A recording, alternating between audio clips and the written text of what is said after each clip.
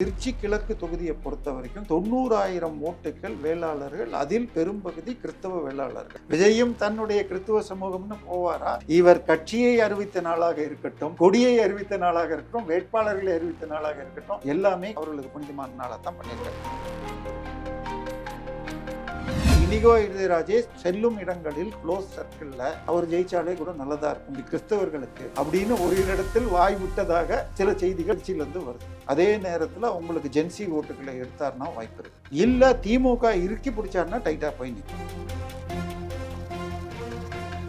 திமுக ஒரு 35 எடுக்குன்னு குறைஞ்சபட்சம், தாவேகா 10% எடுக்குது. சீமான் அதே 10,000 ஓட்டு வாங்குறாருன்னு வச்சுக்க. தாவேகா எடுக்கிற 10,000 எங்க இருந்து வருது? 4 முனை போட்டியில 26 எடுத்தா ஜெயிச்சிடலாம். பட் 4வது நம்பர் 10% கீழே இருக்கிறப்ப 30ல இருந்து 33 எடுத்தா ஜெயிக்க முடியும்.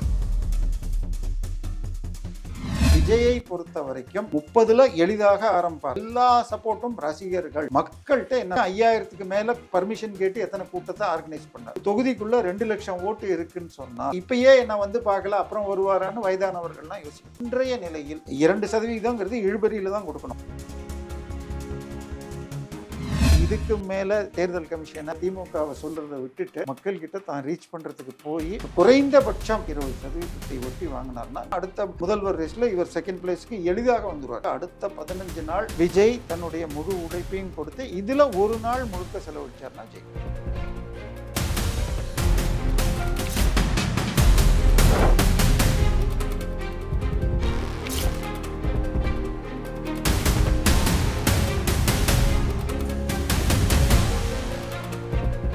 ஆரோரூட்ஸ் நேயர்களுக்கு வணக்கம். தொகுதி 360 நிகழ்ச்சியில் இன்னைக்கு நம்ம வந்து திருச்சி கிழக்கு தொகுதியை பார்க்க போகிறது. ஒரு ஸ்டார் தொகுதியாக பார்க்கப்படுகிறது. ஒவ்வொரு தேர்தலையும் சில தொகுதிகள் ஸ்டார் தொகுதிகளாக மக்களாலேயும் அரசியல் விமர்சகர்களாலேயும் வந்து பார்க்கப்படும். காரணம், அந்த தொகுதியில் போட்டியிடக்கூடிய ஒரு கட்சியை சேர்ந்தவங்க இல்லை 2 கட்சியை சேர்ந்தவங்க வந்து ஏற்கனவே ஆண்ட கட்சி ஆளுங்கட்சியில் மிக முக்கியமான புள்ளிகளாக இருக்கலாம், இல்லைனா கட்சியினுடைய தலைவர்களாக இருக்கலாம், சிட்டிங் மினிஸ்டர்ஸாக இருக்கலாம், இல்லை சர்ச்சையில் தொடர்ச்சியாக சிக்கக்கூடிய நபர்கள் வேட்பாளர்களாக அந்த தொகுதியில் இருக்கலாம். அதனால வந்து அழைக்கப்படும். இப்போ நம்ம இந்த தொகுதியை ஸ்டார் தொகுதியாக மார்க் பண்ணியிருக்கிறதுக்கு காரணம் வந்து தமிழக வெற்றி கழகத்தினுடைய தலைவர் விஜய் அவர்கள். விஜய் அவர்கள் 2 தொகுதியில் போட்டியிடுறாரு. ஒன்று வந்து பெரம்பூர், இன்னொன்று திருச்சி கிழக்கு. ஸோ இப்போ இந்த திருச்சி கிழக்கு தொகுதியில் விஜய் அவர்களுக்கு வெற்றி வாய்ப்பு எப்படி இருக்கிறது? கூட போட்டியிட போகிற வேட்பாளர்கள் யார் யார்? இல்லை விஜய் அவர்கள் தோல்வி பெறதுக்கான வாய்ப்பு இருக்குதா? கூட வெற்றி பெற வேட்பாளர்களில் யாருக்கு அந்த வெற்றி வாய்ப்பு இருக்குது அப்படிங்கிறது வந்து தொகுதி 360 இந்த நிகழ்ச்சியில் நம்ம கண்டினியூஸாக அனலைஸ் பண்ண போகிறோம். ஸோ அந்த வகையில் நம்ம கூட இப்போ தேவப்பிரியா சார் இருக்காங்க, அவங்கள வரவேற்றலாம். வணக்கம். வணக்கம். Okay sir. திருச்சி கிழக்கு ஸ்டார் தொகுதி. ஸோ அந்த ஸ்டார் தொகுதியில் விஜய் அவர்கள் தாவேகா சார்பாக போட்டியிடுறாரு. நாம் தமிழர் கட்சி சார்பில் கிருஷ்ணசாமி அப்படின்னு ஒருத்தர் போட்டியிடுறாரு. முக்கியமாக பார்க்க வேண்டியது இந்த ஆளுங்கட்சியான திமுகவினுடைய வேட்பாளர் இனிகோ இருதயராஜ் அவர்கள் சிட்டிங் மினிஸ்டர்னு கூட லாஸ்ட் டைம் 2021 கிட்டத்தட்ட 50,000 வாக்குகள் வித்தியாசத்தில் ஒரு மேசிவ் வின் எடுத்த அந்த ஏரியாவில் நல்லாவே பரிச்சயமான ஒரு நபர் இனிகோ இருதயராஜ் அவர்கள் டஃப் ஃபைட் கொடுப்பாரு. அப்புறம் நம்ம அதிமுக பார்த்தோம் அப்படின்னா ராஜசேகரன் அப்படிங்கிற ஒருத்தருக்கு வந்து கொடுத்துருக்குறாங்க. இந்த தொகுதியில் அதிமுகவில் தொடர்ச்சியாக வெள்ளமண்டி நடராஜன் அப்படிங்கிறக்கூடிய நபர் வந்து தமிழ்நாடு முழுக்க நல்லா தெரிஞ்ச நபர் தான். ஸோ அவர் வந்து ஒரு முறை வென்றிருக்கிறாரு, ஒரு முறை வந்து தோல்வி பெற்றிருக்கிறாரு. இப்போ மறுபடியும் வந்து அவருக்கு வாய்ப்பு கொடுப்பாங்க அப்படின்னு எதிர்பார்க்கப்பட்ட நிலையில் அவருக்கு இந்த தொகுதியில் கொடுக்கல, ராஜசேகரன் அப்படிங்கிறவருக்கு கொடுத்துருக்குறாங்க. இப்போ ராஜசேகரன், கிருஷ்ணசாமி, இனிகோ இருதயராஜ், விஜய் அவர்கள். ஸோ இவங்க 4 பேரும் பார்த்தீங்க அப்படின்னா ஒரு முக்கியமான வேட்பாளர்களாக இருக்கிறார்கள். இதில் யாருக்கு எட்ஜ் இருக்குது, எதனால் இந்த தொகுதி மக்கள் எப்படி வாக்களிக்க போகிறாங்க? இல்லை, திருச்சியை பொறுத்த வரைக்கும் கிட்டத்தட்ட 2011க்கு முன்னாடியுமே திரு நேரு அவர்கள் ஓரளவுக்கு தன் கைவசம் கொண்டு வந்துட்டார். 2011 தேர்தலில் அதிமுக மாபெரும் வெற்றி, 54% ஓட்டுகள். மீதி எல்லாரையும் கூட்டினா கூட வர முடியாது. ஸோ அடுத்த முறை வெள்ளமண்டி நடராஜன் கொடுத்த பொழுது அவர் 45 கொஞ்சம் குறைஞ்சாலும் அப்பயும் நல்ல லீடில் ஜெயிச்சார். ஆனால் 2021 KN நேருடைய மாபெரும் உழைப்பு சார், அவர் ஒரு மாபெரும் சக்கரவர்த்தி. திருச்சி கிழக்கு தொகுதியை பொறுத்த வரைக்கும் கிட்டத்தட்ட 90,000 ஓட்டுகள் வேளாளர்கள், அதில் பெரும்பகுதி கிறிஸ்தவ வேளாளர்கள். ஸோ அதனால சென்ற முறை இனிகோ இருதயராஜ் கன்ஃபார்மா சொல்ல முடியுமா? கண்டிப்பா சொல்லலாம், கண்டிப்பா சொல்லலாம். ஸோ அதனால உங்களுக்கு இனிகோ இருதயராஜ் போன முறை அங்க பார்சல் செய்யப்பட்டார்.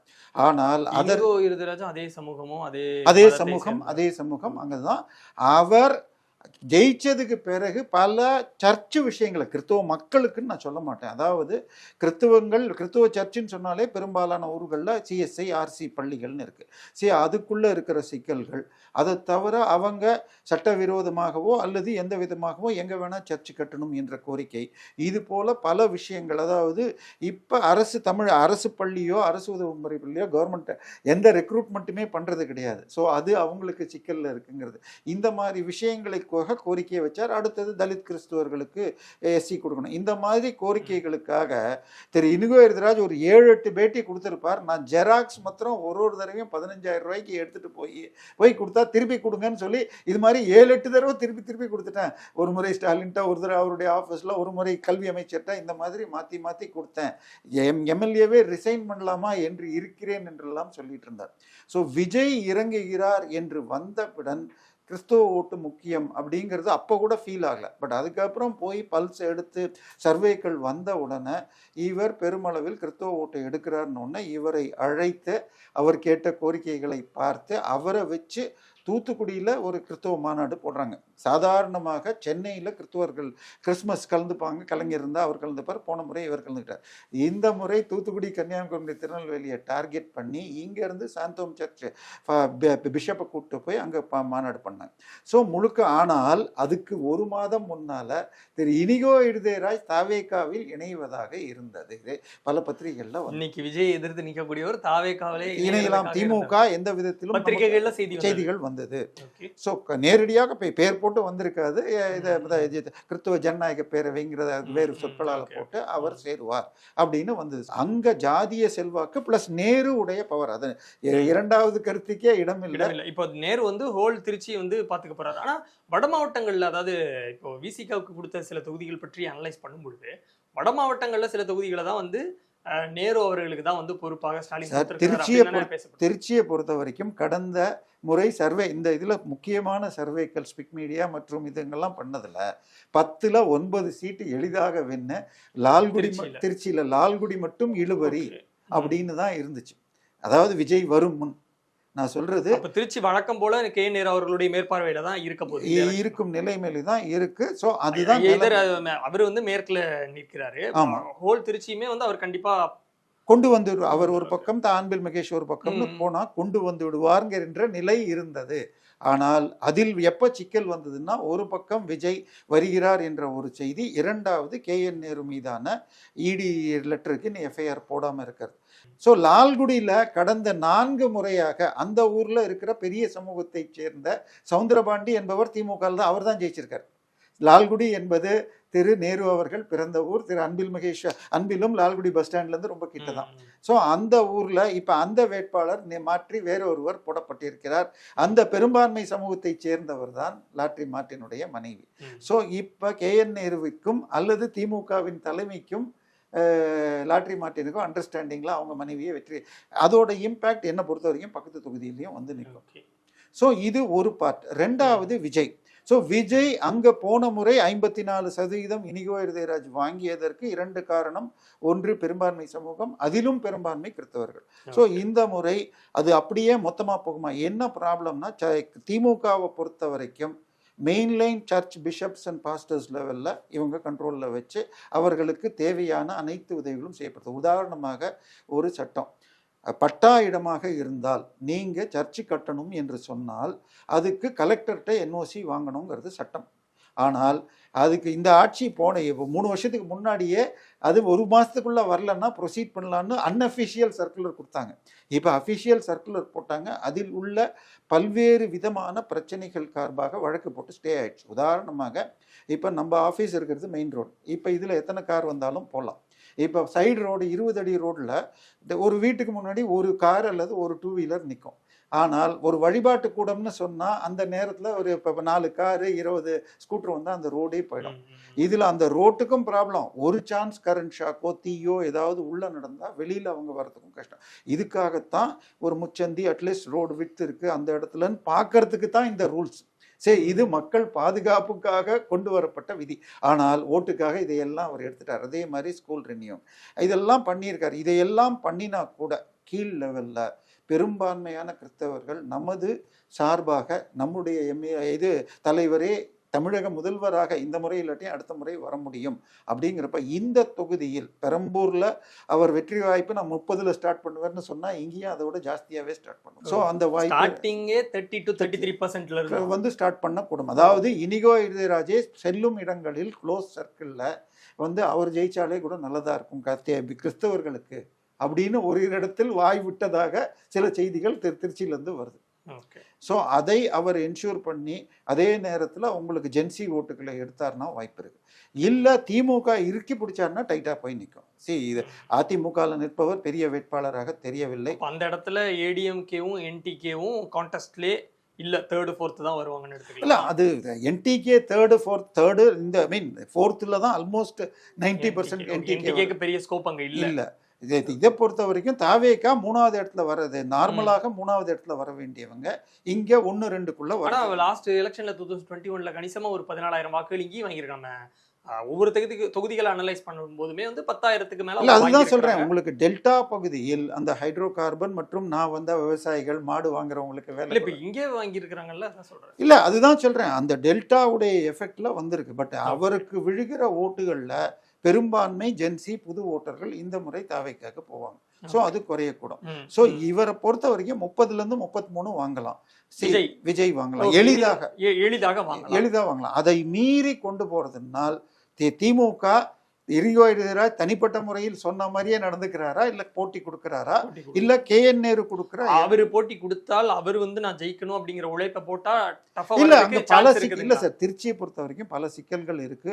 உறையூர்ல குடிநீரோடு குழாய் குடிநீர்ல இந்த இது தண்ணி சேர்ந்து ஒரு 3 பேர் போனார்கள்.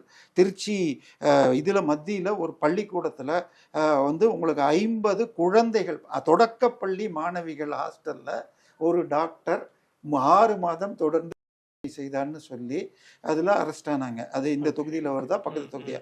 ஸோ இந்த சிக்கல்கள் இருக்கு. அதே மாதிரி ஒரு இந்த ஒரு அரியலூருக்கு ஒரு மாணவி அந்த வார்டன் தான் அவருக்கு இது கொடுத்தாருன்னு இப்போ தீர்ப்பு வந்திருக்கு. ஐ மீன் சிபிஐ தாக்கல் பண்ணியிருக்கு. ஆனால் மதமாற்றம்க்கு ஆதாரம் இல்லை, ஆனால் வார்டனுடைய கொடுமையினால் தான் வந்திருக்கு. அந்த வார்டனை வரவேற்கிறதுக்கு போனவரும் இவர். ஸோ இதையெல்லாம் பிரச்சாரத்துக்கு விஜய் செய்வாரா? ஏன்னா விஜயும் தன்னுடைய கிறிஸ்துவ சமூகம்னு போவாரா? சரி, விஜய் இங்கு பிரச்சாரம் செய்து, ஏன்னா அவர் முதல்ல திருச்சியில் ஆரம்பிச்சு திருச்சி கிழக்கில் பண்ணியிருக்காரு. ஸோ டார்கெட் பண்ணி இன்னும் சொல்ல போனால் அதை இனிகோ இளையராஜ் தான் சொல்லியிருக்காராம், இது உங்களுக்கு தமிழ்நாட்டில் சேஃப் சீட்டு நான் உங்களுக்கு கொடுக்குறேன்னு சொல்லி அங்கே சேர்ற நிலையில தான் அவரை திமுக அவரை சரியாக கவனித்து கொண்டு இங்கே வச்சிருக்காங்க. ஸோ அவரை பொறுத்த வரைக்கும் நான் ஜெயிச்சா பரவாயில்ல, என்னை விட விஜய் ஜெயிச்சால் கிறிஸ்தவர்களுக்கு அடுத்த முறை நல்ல உதவியாக இருக்கும்னு ஒரு சொன்னதாக பரவலாக செய்தி வருது. சரி, ஓகே. பட் அதை வந்து நம்ம அதிகாரப்பூர்வமா எடுத்துக்க முடியாது. பட் ஒரு பெரிய கட்சியில, ஆட்சியில் இருக்கக்கூடிய கட்சியில விஜய் மாதிரியான ஒரு ஸ்டார் வேட்பாளருக்கு எதிர்ப்பா ஒரு கேண்டிடேட்டா நிக்கிறாரு. அவர் வந்து அவருக்கு ஏற்ற உழைப்பை போடுறாரு, வெல்லணும்னு நிக்கிறாருன்னு வச்சுப்போம். ஸோ அந்த வகையில இந்த ஈக்குவேஷன் எப்படி பில்ட் ஆகும்? பிளஸ் திமுக ஐ மீன் திமுக ஒரு 35 எடுக்குன்னு குறைஞ்சபட்சம், தாவேக்கா 10% எடுக்குது. நம்ம இவரை வந்து அப்படியே விட்டுரும், சீமான் அதே 10,000 ஓட்டு வாங்குறாருன்னு வச்சுக்கோங்க. தாவேக்கா எடுக்கிற 10,000 எங்கேருந்து வருது? அடுத்தது உங்களுக்கு இது 4 முனை போட்டியில் உங்களுக்கு 26 எடுத்தா ஜெயிச்சிடலாம். பட் 4வது நம்பர் 10% கீழே இருக்கிறப்ப 30 எடுத்தாலே ஜெயிக்க, 30லேருந்து 33 எடுத்தா ஜெயிக்க முடியும்.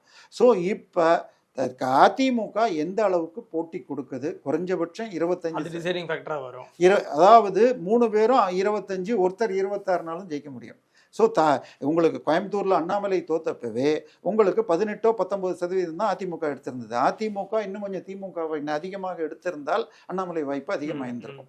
ஸோ இதனால இங்கே அதிமுக எவ்வளவு எடுக்கும், தாவேக்கா எவ்வளவு திமுகலேருந்து எடுக்குங்கிறது தான் பார்க்கணும். ஸோ இதில் வாய்ப்பு இன்னைக்கு நிலைமையில் 34-35 ஓரிரு சதவிகிதத்தில் இப்பொழுதைக்கு இனிகோ இளையராஜ் முன்னணியில் இருக்கலாம். பட் இவங்க அதிமுக அதை பிரித்தால் விஜய் எளிதாக ஜெயிக்கலாம். பட் இப்ப ஸ்டார்டிங்ல விஜய் வந்து 32-33% ஸ்டார்ட் பண்றாருங்க. இவங்க இருந்துமே இனிகோ இளையராஜ் இல்ல, அவர் வந்து எக்ஸிஸ்டிங் எம்எல்ஏ, நேரு ஃபேக்டர், பணம் கொடுக்கறது எல்லாமே நடக்கும். ஸோ சர்ச்சில் பொறுத்த வரைக்கும் நேரடியாக இனிகோ இளையராஜுக்கு தான் சப்போர்ட் பண்ணுவாங்க. ஸோ தலித் கிறிஸ்தவர்கள் அதை ஏற்பதில்லை. பிசி கிறிஸ்டியன்ஸ் அத்தனை பேரும் சர்ச்சு சொன்னா சர்ச்சு சொன்னபடி செய்வார்கள். ஒரு சின்ன விஷயம், ஒரு பத்திரிகையாளர் சொன்னதை நான் இங்கே சொல்றேன். சென்ற முறை நாகர்கோயிலில் காந்தி எம்ஆர் காந்தின்னு பிஜேபியில் ஜெயிச்சாங்க. ம், ம். எல்லோரும் அங்கே பிஜேபிக்கு ஓரளவுக்கு கன்னியாகுமரியில் வெற்றி வாய்ப்பு, இது பொன்னார் 2 முறை ஜெயிச்சிருக்காருன்னு சொன்னால், ஒரு பத்திரிகையாளர் சொன்னது, அங்கே திமுக சார்பாக சுரேஷ் ராஜன் நின்றிருந்தார், இன்னொரு பத்மநாபபுரம் தொகுதியில் மனோ தங்கராஜ் நின்றிருந்தார். சுரேஷ் ராஜன் வெற்றி பெற்றால் திமுக அமைச்சரவையில் சுரேஷ் ராஜன் தான் சீனியர் என்ற முறையில் வாய்ப்பு வரும். ஒரு கிறிஸ்தவர் வர முடியாது, அதனால மனோ தங்கராஜுக்கு ஜெயிக்கணும், இவரை தோற்கடிங்கன்னு சர்ச்சு சொன்னதாக ஒரு மூத்த பத்திரிகையாளர் ஒரு இதுல சொன்னார். பட் இங்க வந்து தலித் கிறிஸ்டியன்ஸ் அதை கேட்க மாட்டாங்கங்கறீங்க? இல்ல, எல்லா இடத்துலயுமே அந்த சிக்கல் இருக்கு. தலித் கிறிஸ்தவர்கள் என்பது இப்ப இன்னைக்கு தேதியில பாத்தீங்கன்னா திமுகவா இருக்கட்டும், அதிமுக, கிட்டத்தட்ட திமுக 14 தலித் எஸ்சி ரிசர்வ் தொகுதிகளை தள்ளி விட்டாங்க கூட்டணிக்கு. ஸோ அவங்களுக்கு அந்த நம்பிக்கை இல்லை. அதற்காகத்தான் அவங்க இப்போ இதெல்லாம் கூட வச்சிட்டு இருக்காங்க. அதுலேயும் இப்பொழுது கடலூர் இங்கெல்லாம் வந்து திருமாவளவன் நிற்க வச்சுட்டு திருப்பி அவரை வாபஸ் வாங்க வச்சுட்டு அவருக்கு 8வது சீட்டை காங்கிரஸில் வேட்புமனு கேட்டவரை கொடுத்து, இது பல சிக்கல்கள். இன்னும் சொல்ல போனால் வேட்பாளர்களையே நாங்கள் தான் அவங்க சொல்கிற ஆளைத்தான் நிறுத்தணும் என்று திமுக அவர் மீது அழுத்தம் கொடுத்ததுன்றலாம் செய்தி வருது. ஸோ கிட்டத்தட்ட எஸ்சி மக்களை பொறுத்த வரைக்கும் திமுக தங்களை பயன்படுத்துவது வெறும் ஓட்டுக்காகத்தான்ற நிலைமை இருக்கு. இதுக்கு மேலே புதுக்கோட்டையில் அந்த வேங்கை வயல்லாம் நம்ம சொல்லிட்டு எத்தனை முறை பேசி, ஸோ அதனால இனிகோ இருதராஜுக்கு போகாம அப்படியே விஜய்க்கு வர வாய்ப்பு இருக்கு. ஸோ அதனால இவர் எஸ்சி ஓட்டுகள் கிறிஸ்துவர்களில் பெரும்பான்மை எடுத்தால் 33 எளிதாக வரும். அதிமுக பிரிக்க விஜய் வாய்ப்பு எளிதாகும். இல்லைன்னா லீடு வந்து என்னை பொறுத்த வரைக்கும் 1-2% இவர் முன்னேறி. பட் இப்போ விஜய்க்கு வந்து நீங்க சொல்லும் பொழுது இந்த காஸ்ட் ஈக்குவேஷன், இந்த ரிலிஜியனா சொன்னீங்க பாத்தீங்களா, அது வந்து ஒரு விமர்சனமாவே விஜய் மேல வைக்கிறாங்க. விஜய் வந்து தன்னுடைய ஜாதி தன்னுடைய மதத்தை சேர்ந்தவர்கள் எங்க அதிகமா இருக்கிறாங்களோ அங்கதான் போய் நிக்கிறாருன்னு. ஸோ உங்களுடைய அனாலிசிஸ்லையும் அப்படிதான் தெரியும் சார். அவர் இது விஜய் என்று பெயர் சொன்னார். திரு ஹெச் ராஜா அவர்கள் ஜோசப் விஜய்னு பரப்புனார்னு வந்தது. அதுக்கு பிறகு அவரே ஒரு லெட்டர் ஹெட்ல ஜோசப் விஜய்னு போட்டு கொடுத்தார். ஆனால் அரசியலுக்கு வந்த பிறகு அது ஜோசப் விஜய்னு போட்டுக்கல. ஆனால் அவர் கட்சியை அறிவித்த நாளாக இருக்கட்டும், கொடியை அறிவித்த நாளெல்லாம் கத்தோலிக்கர்களுக்கு மிக முக்கியமான நாட்கள், பண்டிகை நாட்கள். அதே மாதிரி இது அனௌன்ஸ் பண்ணதும் வேட்பாளர் அறிவித்த நாளும் உங்களுக்கு வந்து பாம் சண்டே. ஸோ அந்த இதை வச்சுட்டு தான் இருக்கார். அண்ட் வேட்பாளர்கள் பெயர் அறிவிக்கும் பொழுது மேபி அது இதில் இருக்கிற அவருடைய சர்டிஃபிகேட்ல இருக்கிற பெயருன்னு சொல்லி பண்ணாரா, இல்லது கிறிஸ்தவர்கள் பெரும்பாலே ஜோசப் சர்டிஃபிகேட்ல அப்படிதானே ஃபுல் நேம் தானே இருக்கும். இல்லை, அதை சொல்லணும்னு அவசியமே இல்லை. இப்போ தமிழச்சி பாண்டியன் நம்ம சொல்றோம், அவங்க சர்டிஃபிகேட்ல சுமதின்னு தான் இருக்கு. இதுல எல்லாம் தமிழச்சின்னு தான் போடுறாங்க, சுமதி என்ற தமிழச்சி. இல்லை சார், சர்டிஃபிகேட் என்ன இருக்கோ அதுதானே சார் பிரமாண பத்திரத்தில் வரணும். அப்போ விஜய்க்கு வேற ஆப்ஷன் இல்ல. சர்டிபிகேட்ல ஜோசப் விஜய் போது பிரமாண பத்திரத்துல வரதா விஜய் என்ற ஜோசப் விஜய்னு சொல்லலாம். பிரச்சாரத்துல இது விஜய் ஜோசப் விஜய். சரி, ஓகே. பட் இது அவர் குறிப்பிட்டு செய்தது எல்லாம் இருக்கலாம் அப்படிங்கறீங்க. எல்லாமே இது எல்லாமே இல்ல, நான் சொல்றது அவர் ஒரு ஆன்மீகத்துல நம்பிக்கை உடையவர். அவங்க அப்பா அம்மா எல்லாத்துக்கும் போவார். இவர் பெரும்பான்மையில கோயிலுக்கு நான் போய் பார்த்ததில்லை இவரை பொறுத்த வரைக்கும். அவங்க வந்து கல்கி ஆசிரமத்துக்கு வருவாங்க. கல்கி பகவான் ஆசிரமத்துல பார்த்துருக்கேன். அவர்களுடைய 80ஆம் திருமணம் இதுல நடந்துச்சு, நம்ம முக்கியமான இந்த கோயில்ல. ஸோ அவர்கள் ரெண்டையும் கலந்து பார்ப்பாங்க. பட் இவர் அப்படி கலந்து கொண்டதில்லை. இவர் கட்சியை அறிவித்த நாளாக இருக்கட்டும், கொடியை அறிவித்த நாளாக இருக்கட்டும், வேட்பாளர்களை அறிவித்த நாளாக இருக்கட்டும், எல்லாமே குறிப்பான நாட்களை தேர்ந்தெடுத்து அவர்களுக்கு புனிதமான நாளாக தான். சோ அதுல அது தவறும் இல்ல, அது அவருடைய நம்பிக்கை, அவருடைய பிலீஃப். அவர் அதல பண்றாரு. அது வந்து வெற்றி பெற கூடும்.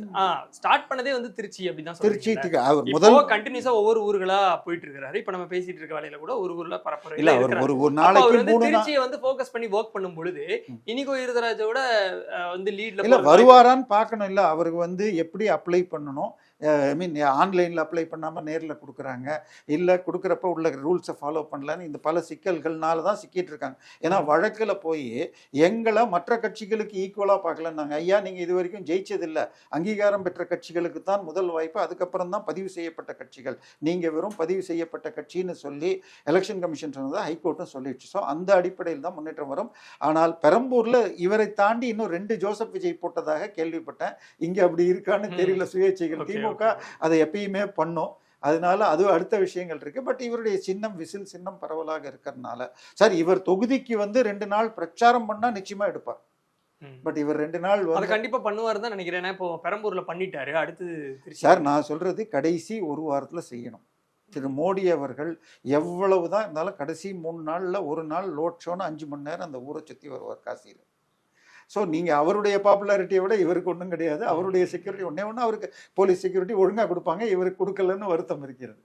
ஸோ என்னை பொறுத்த வரைக்கும் இவருக்கு வாய்ப்பு அதிகம் உள்ள, பெரம்பூருக்கும் இதுவும் எடுத்துக்கிட்டால் பெரம்பூர் அன்னைக்கு இருந்த அளவுக்கு இன்னைக்கு இல்லை. ஏன்னா பாமக கொடுத்ததுனால அவர்கள் பெரிய அளவில் ஓட்டே எடுக்க முடியாது. ஸோ 20% பாமக திலகபாமா வாங்கலைன்னு சொன்னால் அதிமுக வந்து இது விஜய் அங்கேயுமே 2வது இடத்துக்கு போகிறதுக்கு வாய்ப்பு அதிகம். பட் அதை விட இங்கே அட்வான்டேஜ் அதிகம். ஸோ இதில் வெற்றி பெறதுக்கு கொஞ்சம் உழைப்பு கொடுத்தால், கடைசி நாள் 23ஆம் தேதினா 19லேருந்து 21 அந்த தேதியில் ஒரு நாள். ஒரு ஸ்டார் வேலின்னு ஒன்று இருக்குல்ல சார், தமிழ்நாடு முழுக்கவே விசில் விசில் விஜய் விஜய்னு ஒரு அது பெரிய அலையா இல்லாமல் இருக்கலாம், பட் ஒரு அலையாக அது இருக்கும் பொழுது விஜயே எங்க தொகுதியில நிக்கிறாரு, நான் விஜய்க்கு தான் வாக்களிப்பேன்னு நிறைய பேர் சொல்றதுனால பார்க்க முடியுது. அப்படி இருக்கும்போது இன்னைக்கு நிலவரத்திலயுமே விஜய்க்கு தான் எட்ஜ் இருக்கணும். ஆனா உங்களுடைய எட்ஜ் வந்து இல்ல, நான் சொல்றது சார், நான் சொல்றது திரு விஜயகாந்த் அவர்கள் முதல் முறை மிக சொல்ப வாக்குகளில் விருத்தாச்சலத்தை ஜெயிச்சார். அடுத்த முறை கூட்டணியில் தான் ரிஷிவந்தியத்தை ஜெயிச்சார். மீண்டும் தனியாக வந்தப்போ அவரால் ரிஷிவந்தியத்தை காப்பாற்றக்கூட முடியல. சீமான் இது வரைக்கும் ஒரு முறை கூட வெற்றி பெறவில்லை. போன முறை திருவத்தியூரில் ஒரு 28,000 ஓட்டு வாங்கினார். ஸோ அதனால அவரும் சினிமாவில் இருந்தார். இவர் அளவுக்கு சூப்பர் ஸ்டார் இல்லைன்னாலும் அவரும் சினிமா பேக்ரவுண்டு, உழைப்பு எல்லாமே உண்டு. அவருக்கும் இவருக்குள்ள கிறிஸ்தவ பேக்ரவுண்ட், அந்த சர்ச் பேக்ரவுண்ட் சப்போர்ட் எல்லாம் அவருக்குமே கூட உண்டு. அதனால என்னை பொறுத்த வரைக்கும், விஜயை பொறுத்த வரைக்கும் 30ல் எளிதாக ஆரம்பிப்பார். பட் அதிலிருந்து அப்ல போறதுக்கு அவருடைய தனியாக எனக்கு போடுங்கன்னு அந்த சார் நீங்க சொல்ற எல்லா சப்போர்ட்டும் ரசிகர்கள் மக்கள்கிட்ட என்ன, நீங்க அவருக்கு ஒரு எந்த இது வரைக்கும் 5000க்கு மேல பர்மிஷன் கேட்டு எத்தனை கூட்டத்தை ஆர்கனைஸ் பண்ணார். 2 மாநாடு, மதுரையையும் விக்கிரவாண்டியை தவிர மீதி எல்லாம் 5000 பேருக்குள்ள மாநாடுகள்னு சொல்லி முச்சந்தி கிட்ட தான் போடுறார். ஸோ ஒரு தொகுதிக்குள்ள 2 லட்சம் ஓட்டு இருக்குன்னு சொன்னால் அந்த 2 லட்சம் மக்கள் இப்பயே என்ன வந்து பார்க்கல அப்புறம் வருவாரான்னு வயதானவர்கள்லாம் யோசிக்கப்படும். எனவே இவர் குறைஞ்சபட்சம் ஒரு பெரிய ரோட் ஷோ கரெக்டாக பிளான் பண்ணி முன்னாடியே பர்மிஷன் வாங்கி பண்ணார்னா பெரிய வாய்ப்பு உண்டு. பட் இல்லைன்னா இன்றைய நிலையில் என் பார்வையில் 2% இழுபறியில தான் கொடுக்கணும். எப்ப வேணாலும் இந்த பக்கமும் அந்த பக்கமும் மாறக்கூடும். அதனால இவர் ஒரு நாள் காலையில ஒரு 10 மணிக்கு ஆரம்பிச்சு 4 மணி வரைக்கும் ஒரு ரோட் ஷோ பண்ணார்னா அது மாறும். ஆனால் இன்றைய நிலையில் 35% இனிகோ வைத்தியராஜும், இவர் ஒரு 33% அந்த ரேஞ்சில் தான் இருப்பார். ஓகே, ஸ்டார் தொகுதியான திருச்சி கிழக்கு தொகுதியினுடைய அனாலிசிஸ் வந்து நம்ம முடிச்சிருக்கிறோம். ஸோ சாருடைய அனாலிசிஸ் படி ஒரு 2% தான் வந்து இனிகோ வைத்தியராஜ் லீட்ல இருக்கிறார். பட் எப்போ வேணாலும் எப்படி வேணாலும் மாறலாம். விஜய் அவர்கள் வந்து கொஞ்சம் ஃபோக்கஸ் பண்ணி ஒரு 2 to 3 days அந்த தொகுதியிலே இருந்து ஒர்க் பண்ண, ஒரு நாள் ஃபுல்லா ரோட் ஷோ பண்ணாலே வந்து இந்த 2% அவரால் தாண்ட முடியும். ஒரு நாள் ரோட் ஷோ இந்த மாதிரி சிட்டி கான்ஸ்டிடுவன்சிக்குள்ள ஒரு இதுல பிளான் பண்ணி செக்யூரிட்டியை வச்சு ஒரே நாள்ல ஒரு 20 தெரு சுத்தி வந்தாலே மாறிடும். அது பண்ணணும். பட் அதை பண்ணாம ஒரே ஒரு முச்சந்தியில் நின்றுட்டு ஒரு ரோடு போனா முடியாது. அட்லீஸ்ட் ஒரு 4 கிலோமீட்டருக்கு ஒரு ரோட் ஷோ பிளான்டா ஆர்கனைஸ் பண்ணி பண்ணாருன்னா போதும். அது பண்ணாருன்னா 40 வரைக்கும் கூட டச் பண்ணலாம். தலைவரை பார்த்துட்டோம், நமக்கு இவர் தான் வேணும் அப்படிங்கிற ஒரு ஃபீலிங் வரும். பட் இன்றைய நிலைமையில அவர் போகாமையே ஒரு நாளைக்கு 4 தொகுதின்றாங்க, 2வது தொகுதியோட திரும்பி போயிடுறாருங்கிறது தான் இன்று வரை வந்துள்ள எல்லா இடமே இருக்கு. ஸோ இது வந்து அவருடைய கமிட்மெண்ட்டையே சந்தேகப்படுற மாதிரி ஆயிடக்கூடாது. ஸோ அதனால அவர் இன்னும் கொஞ்சம் சீரியஸா இதுக்கு மேல தேர்தல் கமிஷனை, போலீஸை, திமுகவை சொல்றதை விட்டுட்டு மக்கள்கிட்ட தான் ரீச் பண்றதுக்கு போய் குறைந்தபட்சம் இவர் சிரஞ்சீவி எடுத்த மாதிரி 20% ஒட்டி வாங்கினார்னா நிச்சயமா அடுத்த முதல்வர் ரேஸ்ல இவர் செகண்ட் பிளேஸ்க்கு எளிதாக வந்துடுவார். 20% ஒட்டி தமிழ்நாடு ஃபுல்லா பரவலாக வாங்கினார்னா, அதை விட்டுட்டு நான் விஜயகாந்த் மாதிரி ஒரு சீட்டை மாத்திரம் ஜெயிச்சு 8-10 இருந்தார்னா அதே மாதிரி ஆயிடும். ஸோ இது வந்து இவருக்கு அடுத்த 15 நாள் விஜய் தன்னுடைய முழு உழைப்பையும் கொடுத்து இதுல ஒரு நாள் முழுக்க செலவழிச்சார்னா ஜெயிக்கலாம். ஓகே, ஸோ இப்போ நம்ம திருச்சி கிழக்கனுடைய அனாலிசிஸ் வந்து இங்க முடிக்கிறோம். ரொம்ப டஃப்பாக போகும் அப்படிங்கிற மாதிரி சார் சொல்லியிருக்கிறாங்க. ஸோ இன்னும் தொடர்ச்சியாக அடுத்தடுத்து நிறைய தொகுதிகளை நம்ம அனலைஸ் பண்ண இருக்கிறோம் நம்மளுடைய தொகுதி 360 நிகழ்ச்சியில். ஸோ கண்டினியூஸாக நம்ம சேனலை பாருங்கள், சப்ஸ்கிரைப் பண்ணிக்கோங்க. Thank you sir. தேங்க்யூ.